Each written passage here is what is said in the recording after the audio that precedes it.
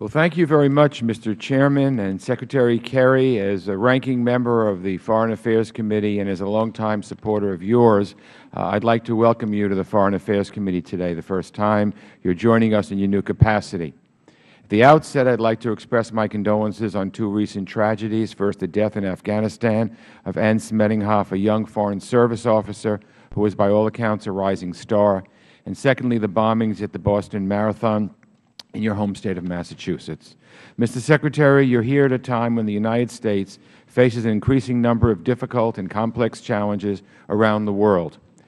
Syria remains engulfed in a horrific civil war that has left more than 70,000 dead. Iran continues its pursuit of a nuclear weapons capability. And North Korea seems determined to generate a crisis that could have serious implications for our national security.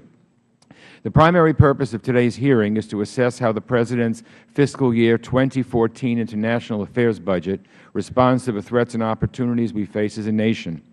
We spend just over 1% of our national budget on diplomacy and development, which are key components of America's national security strategy. Diplomats and aid workers strengthen alliances and prevent wars while telling America's story, and they do it on the cheap. While I would have preferred to see higher funding levels for our diplomats, I will support the broad outlines of the 2014 International Affairs Budget request, which cuts overall spending by about 4%, based in large part to our reduced presence in Afghanistan and Iraq. However, the effects of sequestration, which I strongly opposed from the beginning, are leaving many State Department functions dangerously short of funds. The budget requests include critical funding to enhance security for our brave diplomats and development workers.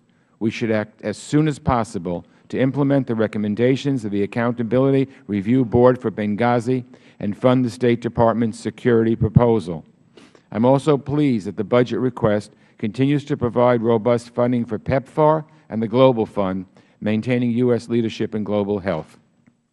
In addition, the 2014 budget increases vital humanitarian assistance to help the Syrian people, but I believe we must do more to tip the balance in favor of the Syrian opposition.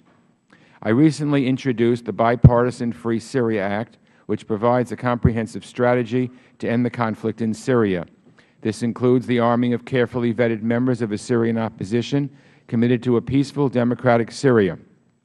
Mr. Secretary, I look forward to working with you to bring the Assad regime to an end and address the humanitarian crisis he created. I believe that Iran's pursuit of a nuclear weapons capability is perhaps the foremost threat facing the United States and the world today. Over the past 4 years, President Obama has unified the international community against this threat and signed into law the strongest ever sanctions against the regime in Tehran. Iran has been forced to the negotiating table, but they refuse to negotiate seriously. Meanwhile, their centrifuges are spinning more efficiently than ever. I urge the Administration to continue to increase the pressure on Iran and to keep all options on the table until Iran abandons its nuclear weapons program once and for all. Chairman Royce and I have introduced bipartisan legislation to increase the pressure on Iran, and I hope the Administration will embrace our legislation. I also want to congratulate President Obama on his tremendously successful trip to Israel and for fully funding aid to Israel in the budget request. I had the pleasure of traveling with the President to Israel, where he worked to strengthen the eternal bond between Israel and the United States and was received enthusiastically by the Israeli people.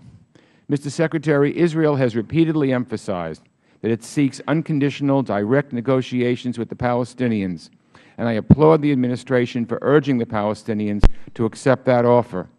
Regrettably, the Palestinians keep raising one condition after another, casting doubt on their commitment to ending the conflict with Israel. I also want to work closely with you, Mr. Secretary, to build upon the terrific work of Secretary Clinton in supporting the Republic of Kosovo. Likewise, I would like to praise the excellent efforts of EU Foreign Policy Chief Lady Catherine Ashton for leading the talks between Belgrade and Pristina. It is my understanding that Lady Ashton has again convened the parties, who are meeting as we speak. In previous talks, Kosovo negotiated in good faith with Serbia in the EU-facilitated dialogue, but Serbia walked away from the table. It is critical for Serbia and Kosovo that an agreement on normalization be reached. In the end, the people of Kosovo simply want to be treated fairly.